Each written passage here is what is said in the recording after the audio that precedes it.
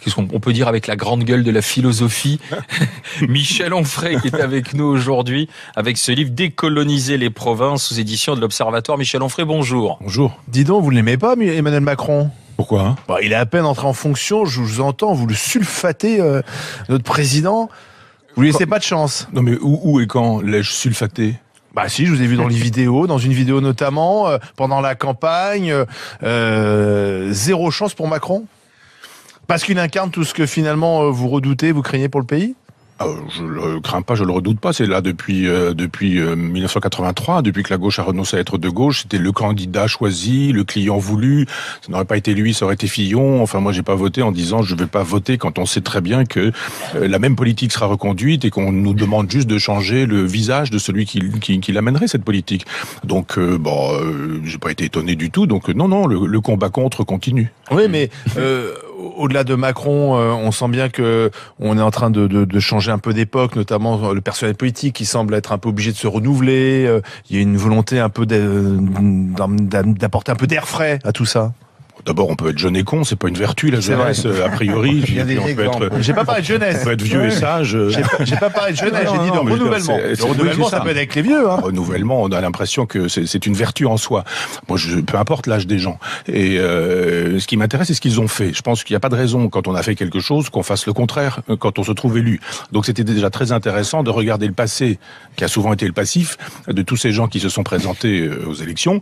Macron, on sait qui il est, donc il n'y a pas de problème. Il n'a pas 30 ans de vie politique non plus derrière lui. On verra dans 30 ans les casseroles qu'il aura accumulées à ce moment-là. Mais je pense que quand vous regardez qui va s'occuper des ministères, parce qu'un ministre, c'est quoi ? On a choisi quelques ministres uniquement pour le look, pour l'allure. Ici, il fallait une femme. Ici, il fallait On a choisi des experts, souvent. Oui, je sais pas. Nicolas Hulot à l'écologie. Oui, mais enfin, expert au fleuret, ça fait pas forcément à l'épée ou au sabre. Non, ça mais fait pas M. Blanquer, forcément. il a fait, par exemple, la démonstration de ses compétences dans une grande école. Il a été fonctionnaire. Oui. Alors, c'est vrai que l'éducation nationale n'est pas parfaitement gérée, mais je veux dire, c'est quelqu'un qui a plutôt des succès dans sa vie professionnelle. C'est mieux. Non, je ne dis pas ça. Je dis juste qu'on mésestime en France le pouvoir et la puissance de la bureaucratie. Tous les gens qui sont derrière un ministre, là, on nous dit regardez le ministre, c'est de l'effet d'annonce. Un ministre, c'est fait pour les médias. C'est celui qui coupe les rubans, qui parle, qui cause, et qu'on invite sur les plateaux et qui nous dit des choses. Et derrière, vous avez une armada de techniciens, de technocrates, de bureaucrates qui font les choses. Ce sont les mêmes. Mais Macron, il veut toucher à ça, justement. Il va toucher, on verra, mais pour l'instant, il veut réformer l'administration centrale, c'est ce qu'il a dit. Non, mais il veut plein de choses et on verra le moment venu. Je dis simplement que quand on a regardé qui s'occupait de quoi derrière chacun des ministres, j'ai vu l'autre fois un article assez éloquent sur ce sujet-là. Ils ont tous bossé chez Raffarin, chez Chirac, chez Sarko, chez Hollande. Voilà, ce sont les mêmes. Donc tant qu'on ne touchera pas, mais radicalement, à la bureaucratie française, et je propose là-dedans qu'on en finisse avec la bureaucratie, parce que c'est la bureaucratie qui fait la loi aujourd'hui, et on a des effets d'annonce, et on donne l'impression que des ministres font des choses, que des présidents font des choses, que des premiers ministres font des choses, alors que très peu font très peu de choses, parce que vous avez juste une machine qui a juste besoin d'une bureaucratie. C'est nous tous qui la voulons, cette machine. On veut que l'État soit fort et soit omnipotent, et donc pour faire marcher l'État, on a besoin de bureaucrates. Les gens, ils veulent pas ça, ils veulent du travail, de la dignité, ils veulent qu'on leur permette de travailler pour consommer, ils veulent pouvoir payer l'éducation de leurs enfants, ils veulent que leurs enfants puissent faire des études supérieures sans s'endetter, ils veulent des choses aussi simples que ça. Dès lors qu'il y a un problème, c'est un peu l'État nounou, c'est l'État nourrice quand même. Vous voyez, il y a un problème. Je dis pas que c'est mal, mais c'est comme ça. Une entreprise dans la Creuse, qui a des difficultés, on se tourne vers l'État. Et, écoutez, il faudrait pouvoir discuter avec Renault et avec Peugeot pour imposer à ces entreprises de nous confier un volant d'activité suffisant. Mais c'est ce qui est en train de se faire. Et en même temps, ça marche. Bon, vous avez entendu parler de cette entreprise. Il y a un problème, vous voyez, dans le 18e arrondissement, il y a un quartier, un territoire sur lequel les femmes n'ont plus accès. On se tourne vers l'État en disant, il faut arrêter. L'État, on n'arrête pas de le solliciter quand même en France. Il est super présent. Les Français ne demandent que ça. Moi, j'ai l'impression que les Français aiment l'assistance d'une certaine façon. Alors, vous avez dit beaucoup de choses. Prenons par exemple cette zone dans laquelle les femmes n'ont pas droit d'aller. Qu'est-ce que vous voulez faire ? Il faut expliquer, parce qu'on en parlait dans les grandes gueules dès la semaine dernière, c'est dans le 18e, c'est un quartier Pajol, La Chapelle, où effectivement, semble-t-il, les hommes ont pris le pouvoir un peu sur les trottoirs, dans les bars, etc. Et il est très compliqué pour les femmes tout simplement de passer sur le trottoir. Voilà, on fait quoi ? C'est-à-dire que si on ne demande pas à l'État, qui dispose, c'est ce que disait Max Weber, du monopole de la contrainte légale. De la coercition, oui. C'est-à-dire que on peut pas dire, nous, on va aller régler le problème. Parce que dans ces cas-là, vous avez la justice en face de vous, qui vous dit, mais vous n'avez pas à faire la loi, c'est nous qui faisons la loi. Donc il y a police, justice, gendarmerie, tous ces gens-là sont censés faire la loi. Ça me paraît normal qu'on se retourne vers eux en disant, dites donc, il y a des zones de non-droit, le droit ne peut être fait, ne peut être respecté que par les gens qui disposent du monopole de la contrainte légale, donc remettons police, armée, justice... Oui, mais c'est pas seulement un problème de police. Moi, je ne suis pas contre l'État. Non, mais c'est pas seulement un problème de police, Michel Onfray, sur ce point-là, c'est aussi un problème culturel, un problème parfois religieux. Donc c'est pas seulement parce qu'on va mettre des policiers religieux, c'est religieux. C'est justement parce qu'on ne veut pas dire que c'est religieux qu'on n'aborde pas le problème. C'est effectivement une espèce de domination tribale à partir d'un islam qui se présente comme effectivement disant la vérité sur ce sujet-là. Les femmes sont inférieures, les femmes sont soumises, les femmes n'ont pas la loi, les femmes, il y a plein de sourates. Les femmes ne doivent pas traîner dans la rue. C'est même pas tant ça. Elles sont faites pour faire des enfants, pour être à la maison et la cuisine, la vaisselle, le ménage, point à la ligne. Est-ce que le féminisme pourrait s'emparer de ce genre de choses? Oui, Caroline Dehaze propose d'élargir les trottoirs. Oui. Ah ouais, ça m'a fait rire, ça. Non, mais voilà où on en est. J'ignorais. Voilà où on en est. Non, mais c'est vrai. Si effectivement, Et de mettre de la lumière aussi. Et de mettre de la lumière. Non, il y a un moment donné où il va falloir poser la question de l'antisémitisme, où il va falloir poser la question de la phallocratie, de la misogynie. Moi, je suis évidemment un féministe, mais je ne suis pas bien sûr que le féminisme, il soit dans le fait de dire auteureux, professeureux. Bon, bien, c'est du féminisme mondain, parisien, ça marche très bien. Mais un vrai féminisme qui fait que les femmes simples, modestes, les femmes sans visage ne peuvent pas faire ceci ou cela parce qu'elles sont femmes. Je dis, mais il y a un problème là, véritablement. Oui, mais parce que vous savez très bien qu'on va dire, oui, mais attention, ne stigmatisons pas une religion, ne faisons pas croire que l'islam, c'est une religion qui est forcément pratiquée par d'affreux machos. Je m'en prends assez dans la figure pour le dire, donc je vais continuer. J'ai peur de personne. Vous, non. Mais donc je le dis, mais dites-le vous aussi. Pourquoi est-ce qu'il n'y a pas d'intellectuels, très peu d'intellectuels, qui disent ce genre de choses, ou d'hommes politiques, simplement parce que le parti vous donnera pas l'investiture, parce que vous aurez la presse contre vous et on va vous traiter d'islamophobe, on va dire que vous faites le jeu de Marine Le Pen, vous aurez votre photo en une de Libération comme moi, ou en une du Monde le lendemain comme moi, etc. On se coupera d'un vote communautaire aussi. Absolument. Oui, en plus, vous avez absolument raison. Mais absolument. Ça ne se dit pas. Or, c'est la vérité. On sait bien que ça fonctionne comme ça. Donc, on a bien vu Macron, en fait, comment il avançait sur ce terrain-là. Il n'y a pas de problème avec l'islam. Il n'y en a pas du tout. Et dès qu'on commence à dire qu'un certain islam est problématique, pas tout l'islam, et on a tout de suite des gens qui arrivent en disant, voyez, ça recommence, Marine Le Pen, le fascisme, le nazisme, c'est comme les Juifs en 1900, dans les années 40, c'est exactement la même chose. Enfin, tout ce qui fait qu'on ne peut pas penser les choses véritables. Comme Michel Tribala pose la question de la démographie, on n'a pas le droit de parler de démographie en France, c'est politiquement incorrect. Donc on ne parle pas de démographie et on ne parle pas de la misogynie, de la phallocratie ou de l'antisémitisme, par exemple, qu'on trouve dans l'islam. Pas tout l'islam, pas tous les musulmans, mais qu'on trouve dans certains secteurs, c'est visible. Le réel, il existe. Je ne sache pas que Macron était très soucieux de ce réel-là. Pourtant, on a fait un peu le ménage, j'ai envie de dire, dans la religion catholique, parce qu'il y avait aussi de la phallocratie, de l'antisémitisme, etc. Dans une partie du christianisme, et on a réussi à passer outre. Comparaison n'est pas raison. Le christianisme n'est pas un code de comportement quotidien. Et puis, le christianisme, il est construit sur des textes qui ont été écrits par des hommes. L'évangile de Jean, de Marc, de Matthieu, de Luc, etc. sont des individus. Le Coran, il est écrit par Dieu, il est dicté par Dieu. Donc, il y a un moment donné où vous pouvez estimer qu'un homme a pu commettre des erreurs et qu'on peut interpréter les évangiles. Vous ne pouvez pas estimer que Dieu ait commis une erreur et qu'on puisse interpréter l'islam, puisque le Coran dit la vérité de Dieu.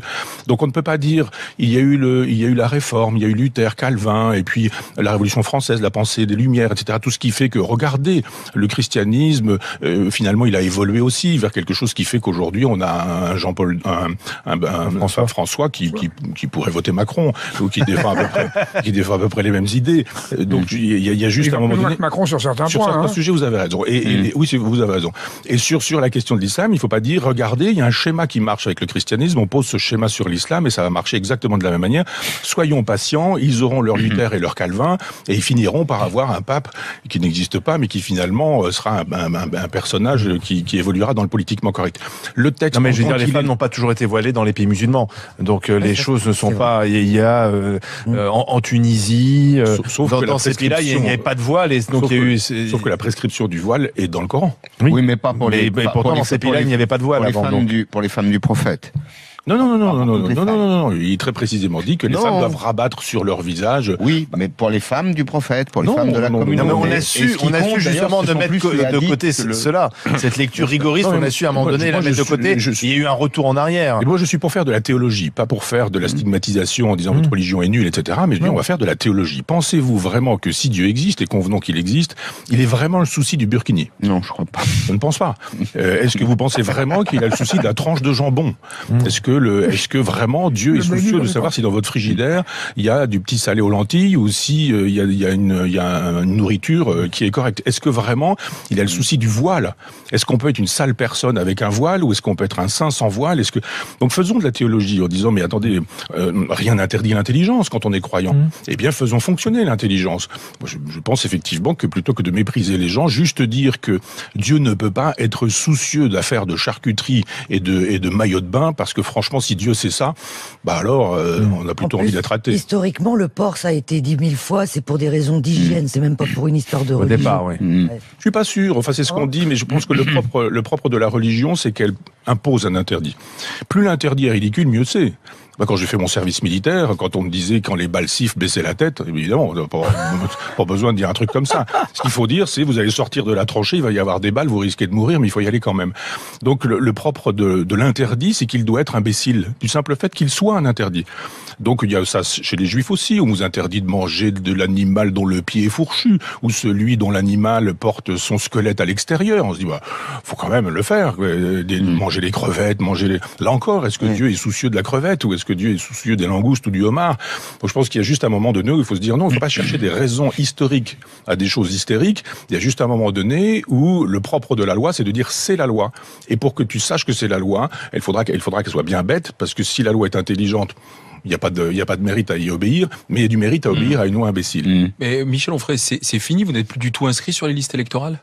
J'ai déménagé à une époque. Il aurait fallu que je me réinscrive. Je ne me suis pas réinscrit. Voilà. Mais voter vous importe peu ou plus? Le jour où, quand on votera, on sera écouté, entendu. Moi, j'ai voté en 2005 contre le référendum européen et nous avons été majoritaires. Et on s'est entendu dire, avec le traité de Lisbonne en 2008, dont on sait qu'il était le même, puisque Giscard d'Estaing a dit dans Le Point, la revue, que c'était exactement le même texte. C'est pas un anti-européen, Giscard. Et on nous a dit ce que vous ne vouliez pas, vous l'aurez quand même. Eh bien, je pense qu'il y a une rupture de contrat social. À partir du moment où la classe politique, droite et gauche libérale confondues, nous ont dit à l'époque, vous aurez par l'Assemblée nationale... C'était un programme de Sarkozy en 2007. C'était un programme de Sarkozy. Il a été élu. Il a été élu en 2007. Lui, il l'avait dit pendant la campagne, il l'avait annoncé avant, que s'il était élu, finalement... Ça n'aurait pas été la première fois que Sarkozy envoie à la poubelle quelque chose qui était dans son programme. Non, mais là, pour le coup, Sarkozy n'est pas crédible quand il dit c'était dans mon programme, parce que Sarkozy, il a tout dit et le contraire de tout, et le contraire du contraire. Donc ça, c'est pas un argument. Je dis juste que quand on sollicite par référendum la voix du peuple, que le peuple donne son avis, et qu'on lui dit, va te faire voir avec ton avis... De pas voter, ça veut dire que, par exemple, quand il y a un deuxième tour, Macron-Marine Le Pen, finalement...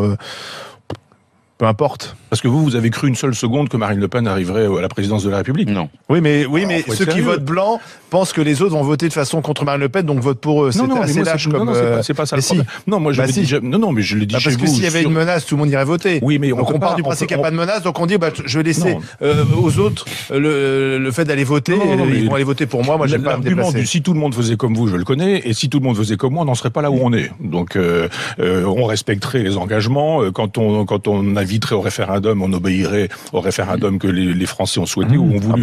Donc je dis juste qu'il y a un moment donné que j'ai dit, le vote est pour moi une très belle chose. Quand ça fonctionne véritablement, on sollicite le peuple, on obtient un avis et on fait ce que le peuple a sollicité.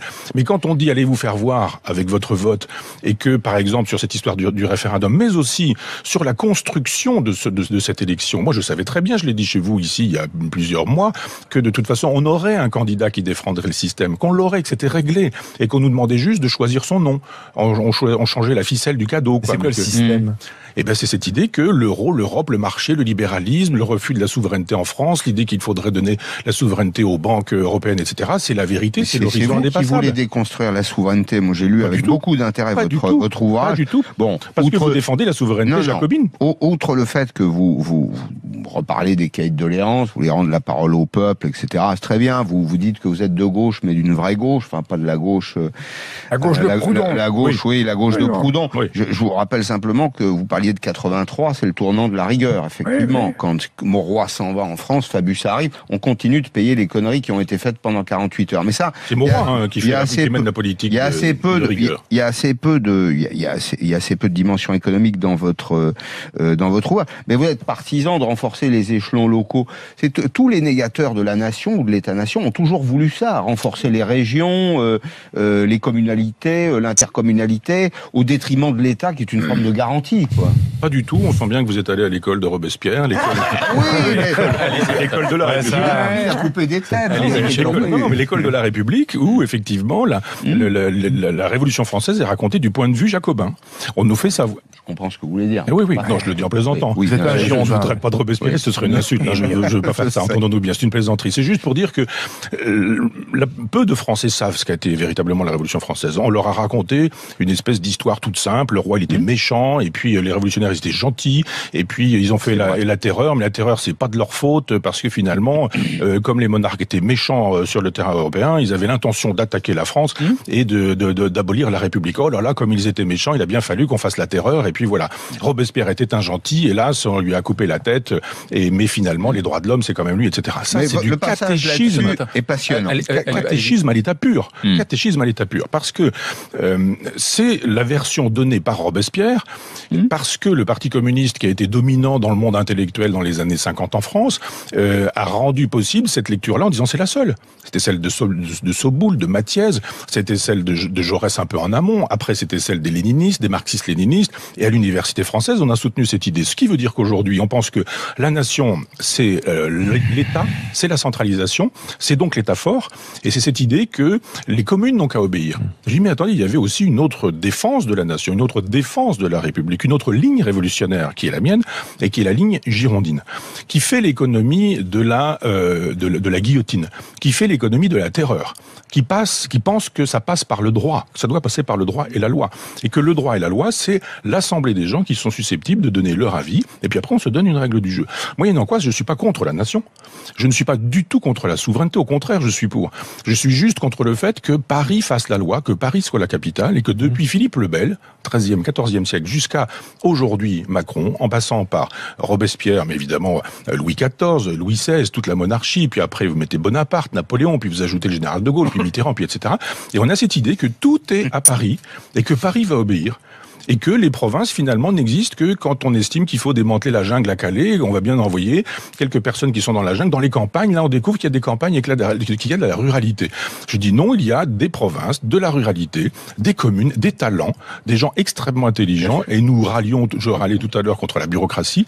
Eh bien, je préfère effectivement solliciter un paysan dans sa campagne, ou un médecin de campagne, ou une dame qui est infirmière dans la campagne, parce qu'elle a des idées sur ces choses-là, plutôt que de dire, laissez ça aux bureaucrates qui, eux, savent très bien ce que sont les codes, et ils vont regarder le code de santé, le code de je ne sais quoi, on fait ceci, on fait pas cela, etc. Donc j'en appelle à un retour à la souveraineté nationale, mais par la base. Donc je suis pas du tout quelqu'un qui attaquerait ni l'État, ni la souveraineté, ni la nation, bien sûr. Michel Onfray, dans le grand oral des GG, suite dans un instant.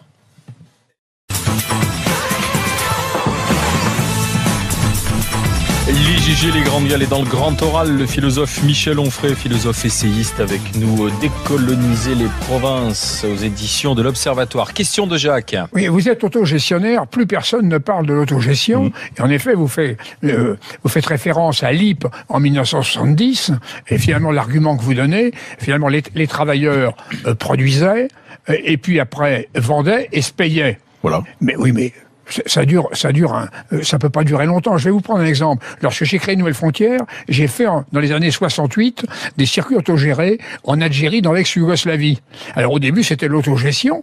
Et puis, finalement, au bout de 15 jours, quelqu'un prenait le pouvoir, ou démocratiquement, finalement, le petit groupe élisait un chef, ou finalement, par la force des choses, parce qu'il y avait des querelles sur le plan financier, où c'était un peu le bins dans le groupe, et finalement, il se dégageait toujours une personnalité. Donc ça ne marche pas, l'autogestion. Et d'ailleurs, Michel Rocard, qui a beaucoup défendu, qui était vraiment un autogestionnaire, il y a eu ça peut marcher, je dirais, pour des petites unités, et momentanément, mais c'est pas une solution durable sur le plan économique. D'abord, je pense que si. Ensuite, je pense que vous avez raison de dire qu'il faut faire avec ce que sont les hommes. Et de fait, quand on prend l'anthropologie, les hommes ne sont pas gentils, pas méchants, pas sympathiques a priori. Enfin, ils travaillent en meute. Ils sont forts avec les faibles, faibles avec les forts. Je suis d'accord avec cette idée qu'effectivement, les hommes étant ce qu'ils sont, les belles idées peuvent se trouver très abîmées par les hommes comme ils sont. Ça veut dire qu'il faut très précisément donner les contours de l'autogestion. Ça veut dire que quand vous dites effectivement il faut un chef, je ne suis pas sûr que le chef ce soit le chef de meute dont il faudrait dire il l'est parce que finalement c'est le mâle dominant. Je pense que on peut faire fonctionner la raison et l'intelligence, faire de telle sorte que le chef ne soit pas l'équivalent de Dieu sur terre ou sur le principe de la théocratie, celui qui aurait tous les droits parce que d'un seul coup il se serait imposé par la force ou je ne sais quoi, mais il faut que ce soit celui qui élise les gens avec un mandat impératif. C'est-à-dire vous donnez un mandat, vous êtes censé représenter les gens et si vous ne représentez pas les gens vous reprennent votre mandat. Donc il faut que ce soit un jeu perpétuel comme ça pour éviter que effectivement sous couleur d'autogestion, on retrouve des petits coups d'État qui permettent justement au mal dominant de dire eh bien on y va au nom de l'autogestion, c'est moi, je suis l'autogestionnaire. On sait bien plus de ça qu'en Algérie l'autogestion c'est pas vraiment ce qui les intéresse. Non mais c'est pour ça justement j'ai essayé. Attendez, ils avaient au début des velléités au début de Boumedienne, de petites velléités. Des petites velléités. Quand vous avez chez Tito, il y avait une tentative d'autogestion. Il y avait une tentative, mais avec un Tito qui n'était pas non plus autogestionnaire lui personnellement. Parce que ce sont deux pays qui ont exporté ou chez lesquels on a exporté ou dans lequel s'est trouvé exporté le message jacobin et pas du tout le message girondin. Michel Onfray, aujourd'hui, vous êtes un insoumis. Non, il faut rejoindre Jean-Luc Mélenchon et LFI, la France insoumise. Non, mais il n'est pas insoumis du tout, lui, c'est de la communication. Il y en a deux qui ont très bien communiqué, c'est Macron et lui. Et qui ont eu des bonnes équipes de gens qui ont dit, bon, allons voir ce que pensent les gens, et puis allons-y pour séduire des segments, et on passe de segment en segment comme ça. Mélenchon fait savoir qu'il n'a pas parlé de gauche. Il était dans un propos très gaullien, très gaulliste d'un seul coup. Il a effacé tout ce qui était référence à Robespierre, des références qu'on avait retrouvées la dernière fois, où le Parti communiste était très présent. Là, il a voulu effacer le Parti communiste, la trace du Parti communiste, et puis il y avait quelque chose du genre « je suis l'homme providentiel, je suis l'homme des insoumis ». Quand un homme qui a fait carrière chez les socialistes, qui a voté oui à Maastricht, nous dit dégager les sortants, si vraiment on lui donne raison, on le dégage lui aussi. C'est une imposture non, en quelque sorte. Le mot est fort. Non, mais une sorte d'imposture un peu intellectuelle en tout cas. Intellectuellement, c'est un homme de qualité, de valeur. Il est une belle machine rhétorique. Il croit connaître la Révolution française parce que personne ne la connaît et qu'il a lu celle de Soboul et Mathiez et il est sur deux ou trois petits trucs là en nous disant les Jacobins, Robespierre, etc. C'est toujours le même discours. C'est quelque chose qu'on aimerait entreprendre avec lui, une discussion, un véritable débat sur la Révolution française avec Mélenchon. Il a juste compris que c'était une affaire de marketing. Donc on l'a bien vu sur certaines choses. Par exemple sur l'Europe, exactement la même chose qu'avec Marine Le Pen. Voilà deux personnes qui disaient l'Europe, on en sort, etc., etc. Et puis, au fur et à mesure qu'il s'approchait du but, en disant Mélenchon est peut-être au deuxième tour, etc. Il était plus complètement pour ça. Il allait voir Angela Merkel, puis elle aurait tellement peur de lui qu'on aurait une nouvelle Europe. Et puis finalement, cette nouvelle Europe, elle nous permettrait de rester dedans, mais sans y rester, tout, etc. Donc on voit bien qu'il y a une espèce de grande. On peut révoquer les élus, passer à la 6e République. Oui, mais c'est un joueur de flûte. Je dirais assez volontiers que c'est un joueur de flûte, oui, si on veut.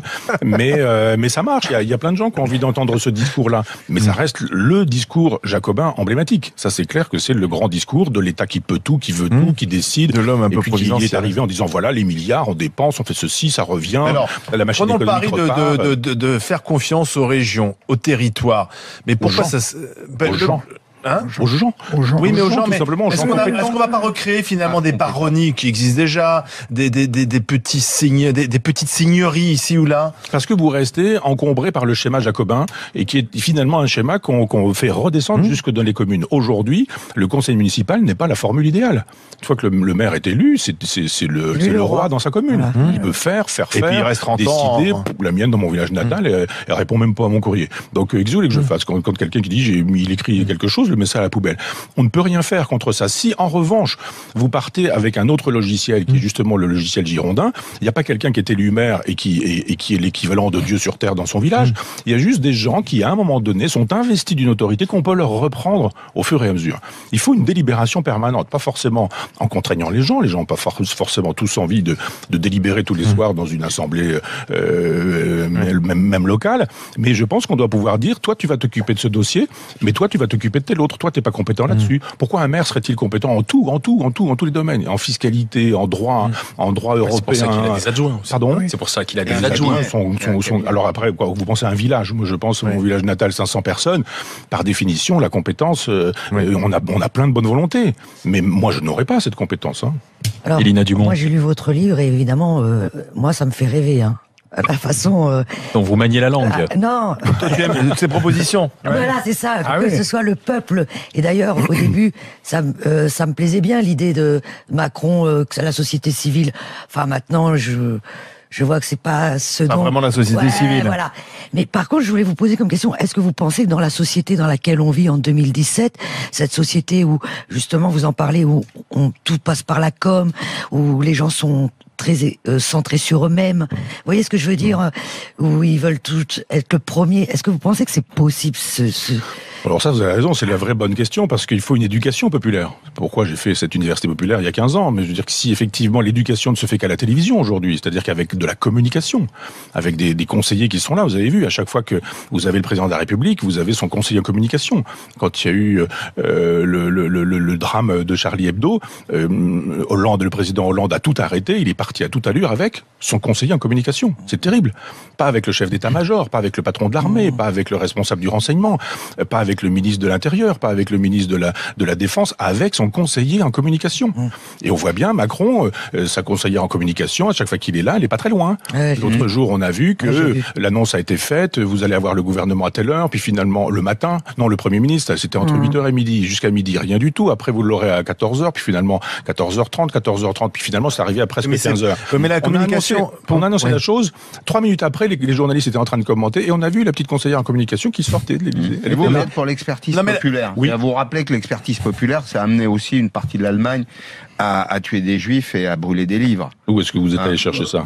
Je ne sais pas. L'expertise populaire, c'est la consultation populaire. Le peuple participe. Donc arrêtons la démocratie, parce que la démocratie, c'est Adolf Hitler. La démocratie, elle est exigeante. Elle suppose un minimum de compétences. Et moi, ce qui m'a frappé dans votre ouvrage, c'est que vous avez une très grande confiance dans l'humanité, c'est très bien, à condition qu'elle soit pas l'humanité, qu'elle soit éduquée. Non, une confiance dans les gens, éduqués et contrôlés. C'est ce pouvoir qui fait que c'est mieux. Ah oui, c'est plus. Je suis pas un utopiste. Mais en même temps, vous décrivez les différentes catégories de gauche qui existent. Enfin, on est quand même un des seuls pays dans lequel on a eu à l'élection présidentielle de l'extrême droite à l'extrême gauche un choix quand même très large. Vous cherchez pas un peu le mouton à 5 pattes, ou quand même? Non, parce que cette sensibilité, elle existe vraiment même très en amont de la Révolution française. C'est-à-dire que il y a eu des révoltes populaires, il y a eu des jacqueries, il y a eu une histoire de France dont on ne parle jamais, mais qui a toujours été la révolte du peuple, la révolte des parlements de province, la révolte des parlements contre les rois. Et puis vous continuez, vous avez eu la tradition girondine pendant la Révolution française, vous avez eu la tradition libertaire française au 19e siècle, chez Proudhon. En 2017, vous aviez quand même un grand choix de candidats. Est-ce que vous n'êtes pas pris du syndrome que le mieux est l'ennemi du bien? Non, je voudrais juste que, probablement on sera d'accord là-dessus, je voudrais juste que les gens se prennent en main en disant on ne doit pas tout attendre des autres, du chef, du patron, du parti, de l'État, et de se dire dans mon village, moi je vais faire ça. On se met à 3 ou 4, on rachète un café, on rachète la licence, on va faire un dépôt de pain, on va faire etc. Et on refabrique le fameux lien social, on refait de la politique véritablement. C'est pas le bout du monde, moi j'ai vu... Un petit peu libéral, ça. Dans le meilleur sens du terme, oui, mais je suis pas gêné par ça. Non, mais c'est justement sur ça, très positif. Ce qui me gêne dans le libéralisme, c'est qu'il soit imposé par l'État. Et vous serez d'accord sur cette contradiction qu'il y a. Donc, si le libéralisme part du peuple, part de la base, c'est bon. Et moi, je suis pour l'initiative individuelle. Je suis pour le fait que les gens n'aillent pas râler en disant on veut une crèche, mais qu'on dise on la crée. Dans ce village, on va la créer, on va trouver un endroit, on va voir avec le maire, il va prêter un lieu, et puis etc. Et puis faire de telle sorte que vous n'ayez pas un gros code qui vous tombe sur la tête en vous disant vous n'avez pas le droit parce que l'hygiène ceci, l'hygiène cela, si les enfants rentrent, il faut absolument que vous ayez les services vétérinaires etc. Donc on rende possible les initiatives individuelles et qu'on rende aux gens la possibilité de faire à nouveau de la politique, plutôt que de dire laissez faire les compétents. Et les compétents, ce seront votre maire, votre conseiller départemental, votre conseiller régional, votre ministre, votre chef d'État, etc. Pas du tout. Je pense que les vraies compétences sont les gens qui sont sur le terrain et les gens qui travaillent. Et si les médecins disaient, allez hop, nous, ils le font d'ailleurs. On va créer une maison dans laquelle on va mutualiser, on va coopérer, on va avoir une dame ou un monsieur qui va gérer les appels ou ce genre de choses. Tout ça est faisable sans qu'on ait besoin de l'État. Si le libéralisme, c'était effectivement les avantages de la liberté sans les contraintes libérales imposées par l'État, moi je serais libéral. Je dis juste que ce libéralisme qui nous est imposé par l'État de Maastricht ou par l'État français, c'est effectivement pas le libéralisme dans le sens chimiquement pur du terme. Merci Michel Onfray d'être passé par le grand oral des GG, décoloniser les provinces. Contribution au présidentiel, le livre est aux éditions de l'Observatoire. Merci d'être passé par les grandes gueules.